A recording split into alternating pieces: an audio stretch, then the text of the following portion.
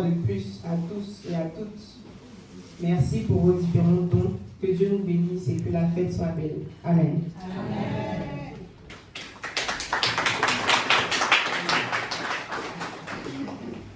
Qui pourra monter à la montagne de l'Éternel? Qui se lèvera sur son lieu saint? Celui qui a les mains innocentes et le cœur pur. Celui qui ne livre pas son âme au mensonge et qui ne jure pas pour tromper. Il obtiendra la bénédiction de l'Éternel, la miséricorde du Dieu de son salut. Voilà le partage de la génération qu'il invoque, de ceux qui cherchent ta face, Dieu de Jacob. Porte, élevez vos linteaux. Porte éternelle, élevez-vous. Que le roi de gloire fasse son entrée. Amen. Qui est donc ce roi de gloire? L'Éternel fort et puissant. L'Éternel puissant dans les combats. Porte, élevez vos linteaux. Élevez-les. Porte éternelle, que le Dieu de gloire fasse son entrée. Amen. Qui est donc ce roi de gloire? L'Éternel des armées. Voilà le roi de gloire.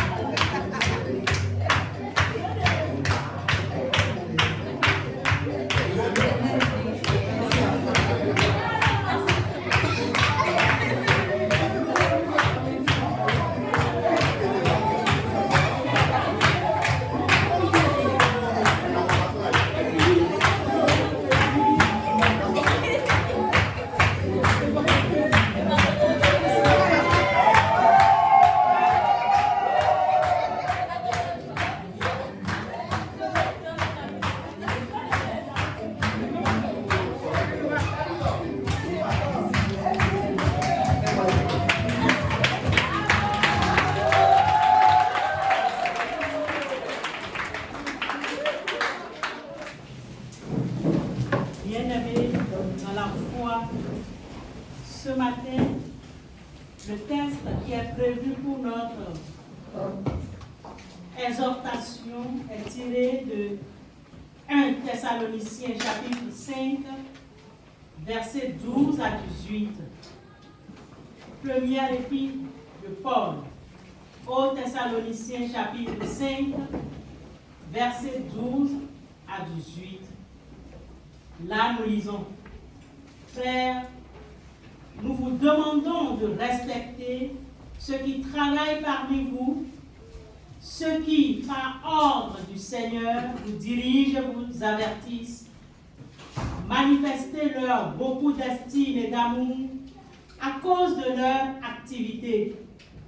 Vivez en paix entre vous. Nous vous le recommandons, frères. Avertissez les paresseux, encouragez les craintifs, venez en aide aux faibles, soyez patients envers tous. Prenez garde que personne ne rende le mal pour le mal, mais cherchez en tout temps à faire le bien entre vous et envers tout le monde. Soyez toujours joyeux, priez sans cesse, remerciez Dieu en toutes circonstances. Voilà ce que Dieu demande de vous dans votre vie avec Jésus-Christ. Amen.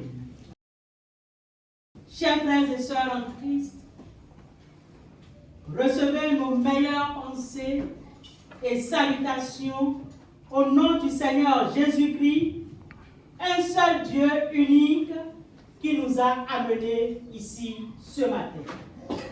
Prions le Seigneur. Père éternel, merci pour ta présence parmi nous. Merci parce que tout vient de toi. C'est toi qui nous as donné d'être debout ce matin. Notre souffle de vie est dans le creux de tes mains. Et tu nous l'accordes comme tu le désires. Merci Seigneur. C'est toi qui nous demandes de te rendre grâce en tout temps, en tout lieu, de t'élever, de te glorifier, de te prier et de se soutenir mutuellement. Merci Seigneur. Que le nom de l'Éternel Jésus soit glorifié parmi nous. Fais taire en nous tout ce qui ne t'honore pas. Prends contrôle car ce jour t'appartient. Voici la journée que l'Éternel a faite. Qu'elle soit pour nous un sujet d'allégresse et de joie. Prends autorité sur tout ce qui peut bloquer l'avancement de ton règne ici-bas. Seigneur, manifeste-toi puissamment pour la gloire de ton nom.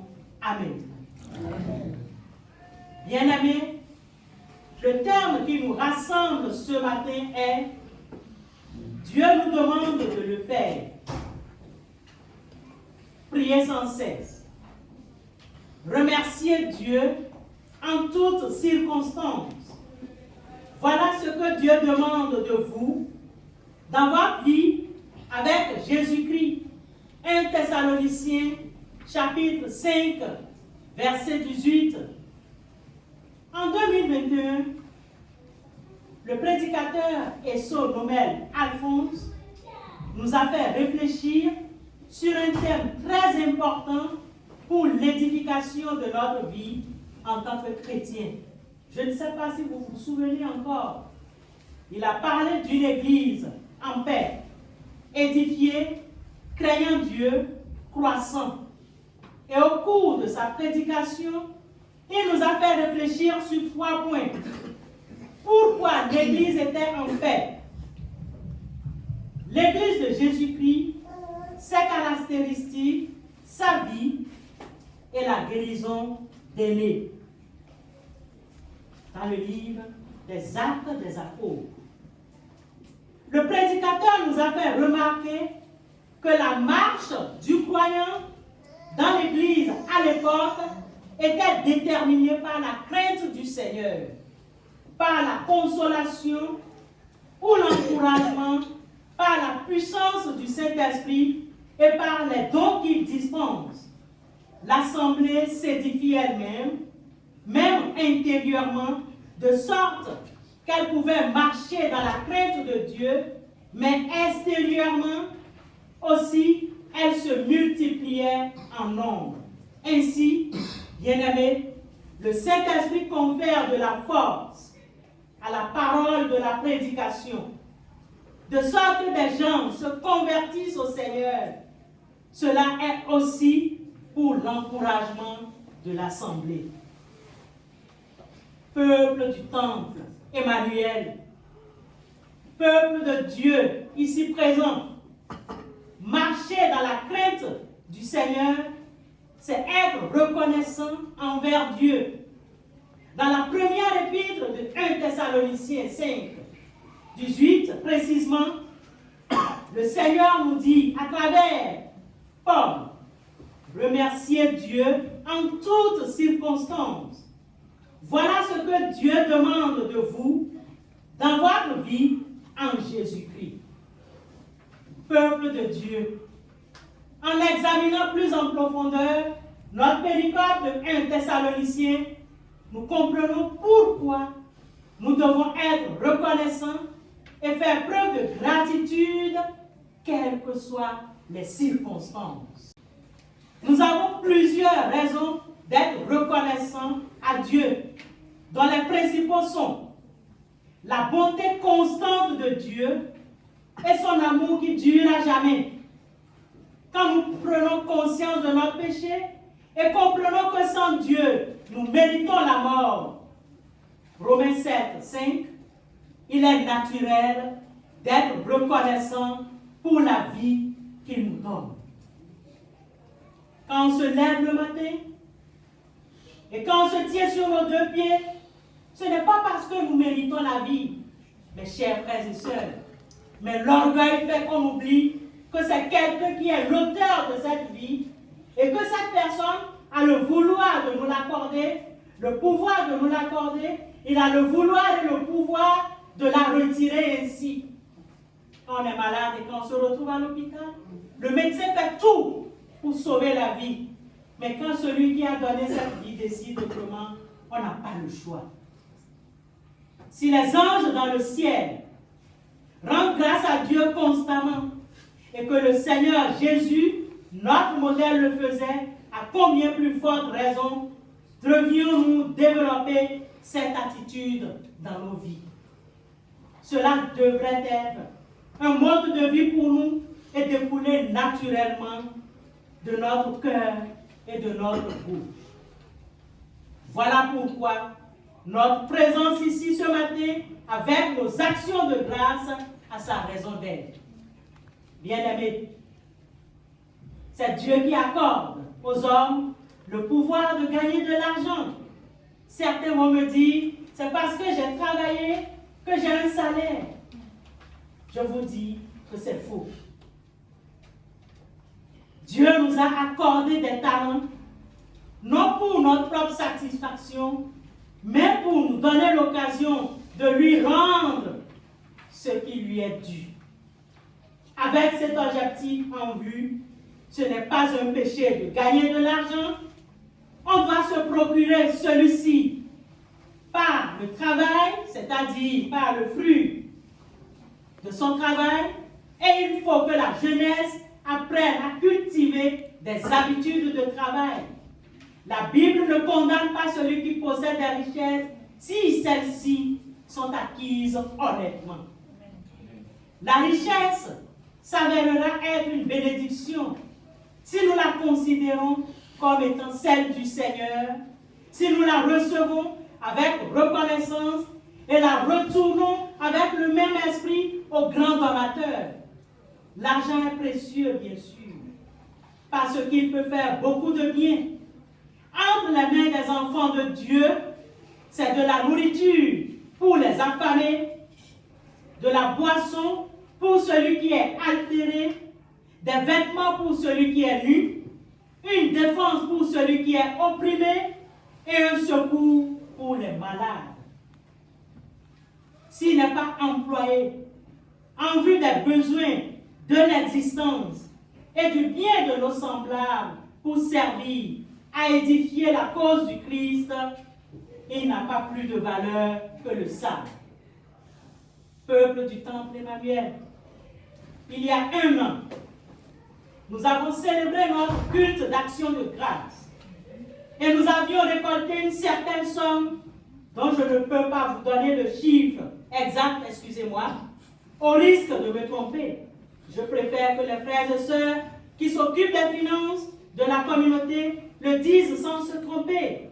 Mais ce qui importe, quelle que soit la somme, c'est la part qui a été débloquée pour assister les nécessiteux, les veuves et les orphelins, car toute communauté chrétienne doit avoir dans son projet de récolte de fonds une partie pour les nécessiteux. S'il n'y a aucune part pour ces catégories de personnes, alors notre action de grâce n'a pas sa raison d'être. Avez-vous pensé aux pauvres quand vous avez récolté? Avez-vous mis quelque part de côté pour eux, pour les nécessiteux, les orphelins, les veuves, les déshérités? Bien-aimés, le Seigneur nous a donné des instructions spécifiques sur la manière de gérer son argent. Ce n'est pas notre argent, c'est l'argent du Seigneur. Nous allons prendre au nom de qui? De Jésus-Christ. On ne se moque pas de Jésus-Christ. On le fait nier pour la forme dans son nom. On le fait et on prend des engagements. L'Ancien Testament nous renseigne sur les principes qui doivent être de base pour les offrandes. Le premier principe est que nous sommes appelés à donner en proportion des bénédictions reçues de Dieu. Ce principe ajouté à celui de l'offrande régulière et volontaire suggère un pourcentage régulier des revenus à être mis de côté pour les offrandes. Deuxièmement, nous devons consacrer le meilleur comme offrande au Seigneur. Ce n'est pas les miettes qu'il faut donner à Dieu. Et on donne pour une cause. Nous sommes réunis pour quelle cause? Nous allons prendre de l'argent, récolter des sous pour avancer l'œuvre de Dieu, mais pas pour avancer notre propre œuvre. Ah non, c'est pour l'œuvre de Dieu. Et pour faire avancer l'œuvre de Dieu, nous devons penser à ceux-là qui souffrent, qui sont dans la misère et qui ont besoin de notre aide. Les récompenses reçues de nos dons sont éternelles. Ellen G. White déclare dans son œuvre Conseil à l'économe: il m'a été montré que l'ange enregistreur inscrit fidèlement toute offrande consacrée à Dieu et versée au trésor. Et il rapporte également le résultat final de cet argent. L'œil de Dieu s'intéresse à chaque centime donné pour sa cause, qu'à la bonne volonté ou au contraire à la répugnance du donateur. Le mobile qui suscite l'offrande est également enregistré. Nous sommes réunis ce matin. Quel mobile suscite notre engagement? Nous voulons prendre de l'argent pour aller garnir la banque, pour garnir quoi? Pour faire quoi? Mais le Seigneur note toutes nos intentions pour tout ce que nous faisons en son nom. Ceux qui agissent par esprit de sacrifice et de consécration, rendant à Dieu les choses qui lui appartiennent, ainsi qu'il le demande, seront récompensés d'après leurs actes. Peuple de Dieu. Parmi tous ceux dont les besoins doivent retenir notre attention, la Bible dit les veuves, les orphelins, les déshérités. Ceux-là s'imposent plus particulièrement à nos souhaits, à notre sympathie attendrie. Beaucoup de mères restées veuves luttent héroïquement sous le poids de leur double fardeau, travaillant souvent au-delà de leur force pour subvenir aux besoins de leurs enfants et garder près d'elles ces enfants. Elles ont bien peu de temps à consacrer à l'éducation, à l'instruction de ces derniers, et rares sont les occasions qui leur permettraient d'avoir quelques distractions. Elles ont besoin d'encouragement, de sympathie, d'aide matérielle. Dieu nous demande de remplacer dans la mesure du possible auprès de ces enfants le père qui n'est plus ou la mère qui n'est plus. Cherchons à soulager les veuves ou les veuves rongés de soucis. Cherchons à soulager les sans-abri, les déshérités rongés de soucis. Dans les maisons pourvues de tout le confort désirable, dans les greniers chargés de récoltes abondantes, dans les magasins remplis d'étoffes et de vêtements, dans les coffres où sont entassés l'or et l'argent, se trouvent les moyens de subsistance que Dieu tient en réserve pour les nécessiteux. Le Christ a enseigné que les observateurs des commandements de Dieu, qui ont pitié de ceux-là, des nécessiteux, jouiront de la vie éternelle. Qu'est-ce que la pure religion, frères et sœurs en Christ? Le Christ nous a déclaré que la pure religion, c'est l'exercice de la pitié, de la sympathie, de l'amour dans le foyer, dans l'Église et dans le monde. Nous devons penser à ceux qui ont besoin de notre amour, de notre tendresse et de notre sollicitude et prendre soin d'eux. Souvenons-nous toujours qu'ils ont des représentants du Christ et que nous avons à partager les bénédictions que le Seigneur nous a accordées. Non pour garnir les comptes en banque, non avec ceux qui peuvent nous les rendre, mais avec ceux qui apprécient les dons destinés à subvenir à leurs besoins matériels et spirituels. Bien-aimés, les personnes qui donnent des fêtes afin d'aider les malheureux, qui ont peu de plaisir afin d'apporter de la joie dans sa vie sombre et de soulager la pauvreté et la détresse, agissent avec désintéressement et selon les instructions du Christ. Dans notre communauté, nous devons réfléchir pour mettre accent sur les nécessiteux. Nous avons nos besoins. On doit payer les loyers, mais ça ne s'arrête pas à ce niveau. Où sont les pauvres? Où est la place que nous accordons à ceux-là qui ont besoin d'aide? Jésus nous envoie. Le Christ nous envoie. Nous avons peut-être des étudiants qui sont parmi nous, qui n'ont pas assez de sous pour subvenir à leurs besoins. Où est l'apport que nous leur donnons, que nous leur offrons, frères et sœurs? L'Éternel voit ces détresses, il entend les cris. L'œuvre d'assistance chez les nécessiteux est l'œuvre même que toute Église qui croit à la vérité destinée à notre époque devrait pratiquer depuis longtemps. Montrons la tendre sympathie du Samaritain en pourvoyant aux besoins matériels, en nourrissant la famille, en recueillant les pauvres sans asile. Recevons de Dieu la grâce quotidienne et la force qui nous rendront capables d'atteindre aux profondeurs même de la misère humaine et d'aider ceux qui n'ont pas la possibilité de subvenir à leurs propres besoins. En accomplissant cette œuvre, nous avons une occasion favorable pour annoncer le Christ, le crucifié. En apportant nos offrandes aujourd'hui, gardons à l'esprit que Dieu s'intéresse davantage à notre motivation. Qu'est-ce qui te pousse à donner? Qu'est-ce qui te motive? Ce n'est pas à quelqu'un que tu donnes. Tu veux donner pour l'œuvre de Dieu. Mais qu'est-ce qui te pousse à faire cet acte? Veux-tu plaire à quelqu'un? Alors ton offrande ne vaut rien. Bien-aimé, le psalmiste dit, tout vient de toi et nous recevons de ta main ce que nous t'offrons. 1 Chronique 29, 14. Cependant, Dieu nous donne l'occasion de lui montrer que nous apprécions sa bonté par les sacrifices personnels que nous consentons afin de les étendre à d'autres. C'est la seule façon qui nous est offerte de manifester à Dieu notre gratitude et notre amour. Il n'en a pas prévu d'autre. Exprimons notre amour pour Dieu et adorons-le en lui apportant nos dons.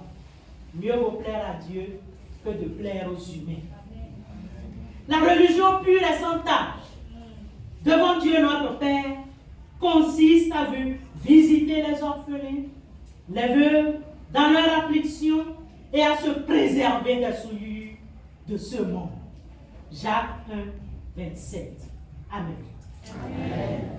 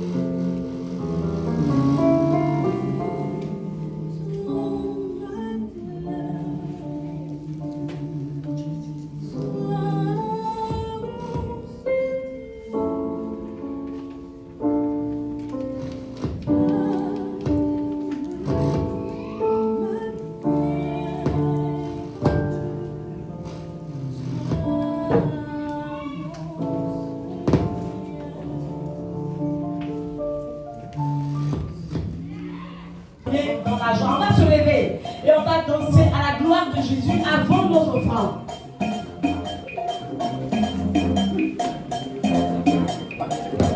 On se lève. Même les malades, pendant ce temps, vous priez pour vos guérisons. Pendant que vous vous levez pour danser, vous priez pour toute votre situation.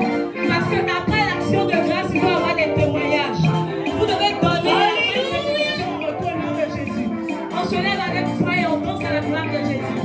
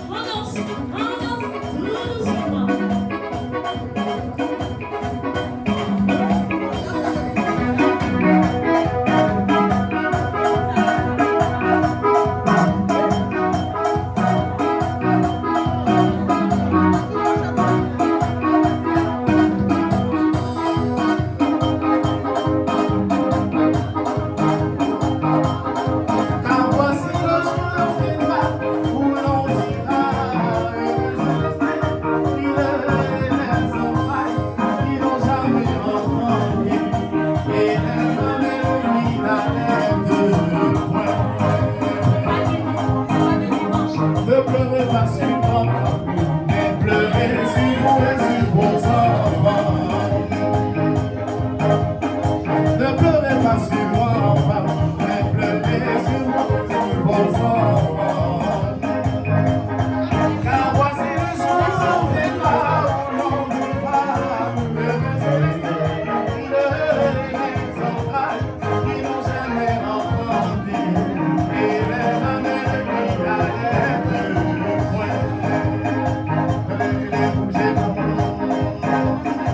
Abaissez, les bouger bon.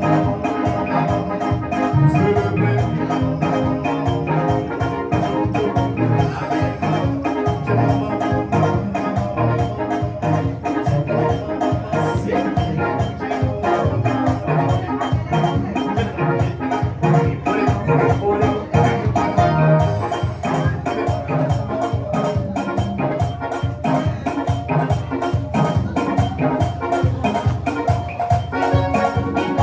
Seigneur mon Dieu, tu es bon.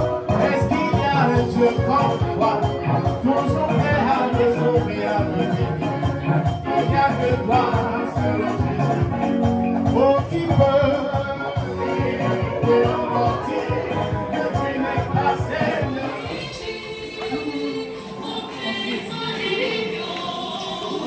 On accueille les enfants de l'école de l'église Emmanuel.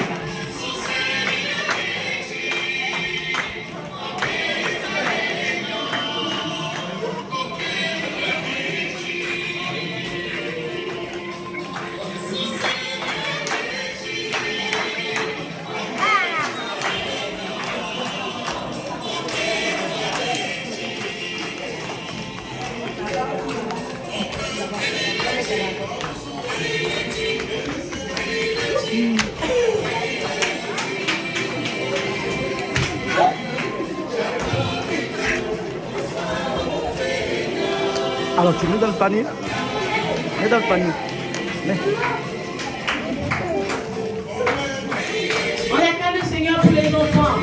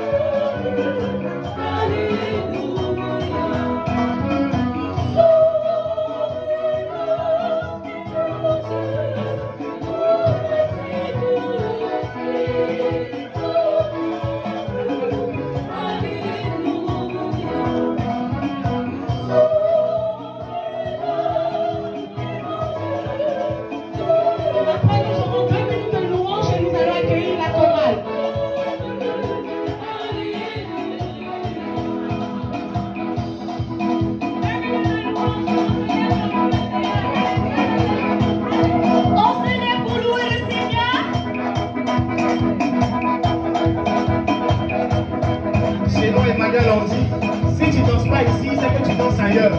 Mais quand tu sais que tu ne danses pas ailleurs, on te lève, on va danser ensemble.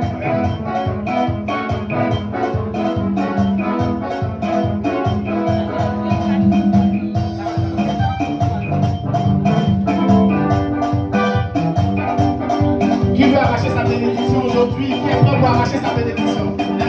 Tout le monde arraché, arraché, arraché. Tu m'as assis, hein.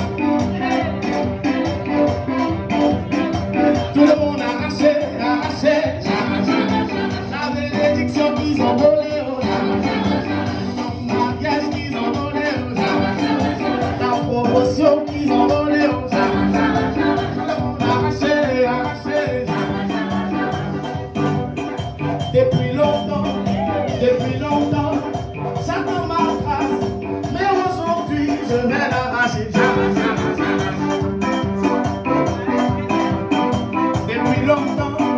Depuis longtemps, j'attends ma promotion, mais aujourd'hui je vais l'arracher.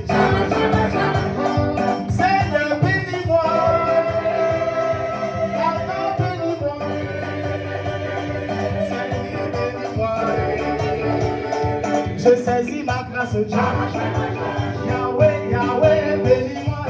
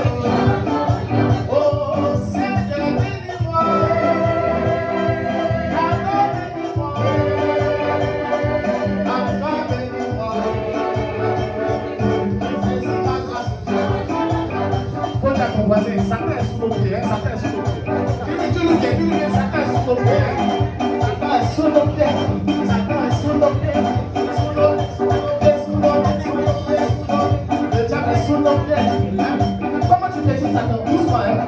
Doucement. Comment tu le fais? Il est sous nos pieds. Le diable est sous nos pieds. La maladie est sous nos pieds. Le diable est sous nos pieds. Le célibat est sous nos pieds. Oh, il est sous nos pieds.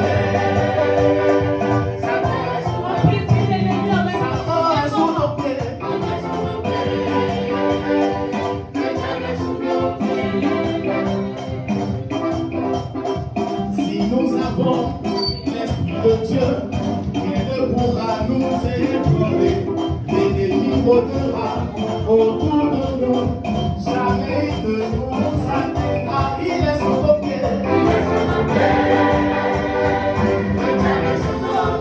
La maladie est sous nos pieds. Il est sous nos pieds.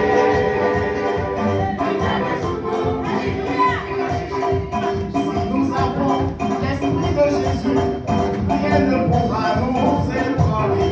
Satan rôdera autour de nous. Je dis jamais, il nous atteindra, il est sous nos pieds. La maladie est sous nos pieds.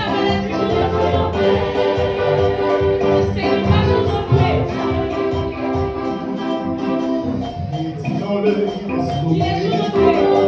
Marchons sur lui, il est sous nos pieds. Vite comme tu parles, il est sous tes pieds. Il est sous nos pieds. Papa et la peau, c'est sous tes pieds. La maladie, petit pied. Magie est sous nos pieds, sous nos pieds. Sous nos pieds.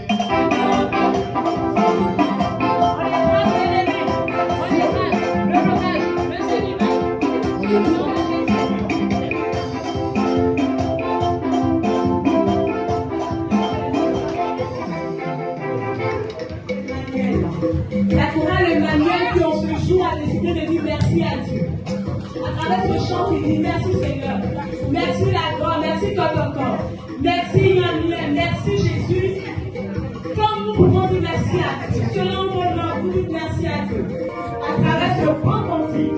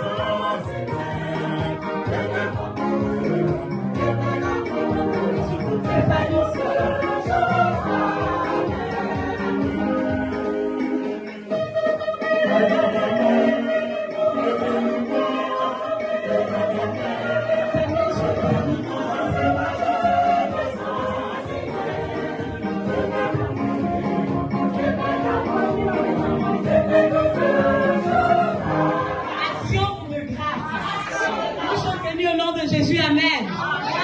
Alors, nous sommes tous amis de Jésus. Qui n'est pas ami de Jésus? Celui qui n'est pas ami de Jésus, lève la main. Alors, nous sommes tous amis de Jésus. Ça sera le passage des amis de Jésus. J'invite en ce moment tous les amis de Jésus à se lever.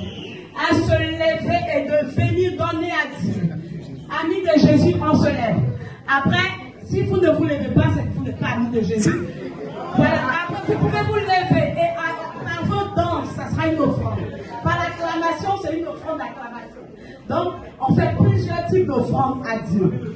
Donc, on se lève, amis de Jésus, et venez donner votre offrande à l'Éternel. Une offrande d'acclamation, une offrande de louange, d'adoration. C'est le moment. On a le frère Jean-Marc qui fait passer une enveloppe pour les amis de Jésus.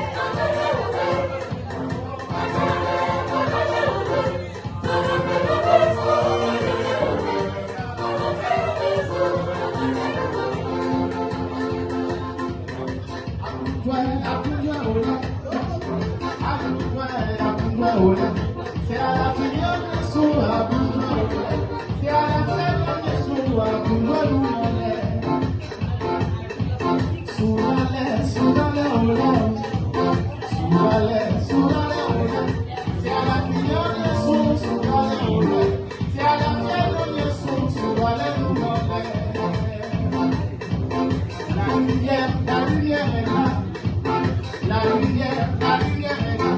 Si tu as la foi en Dieu, la lumière sera là. Si tu n'as pas la foi, la lumière disparaîtra.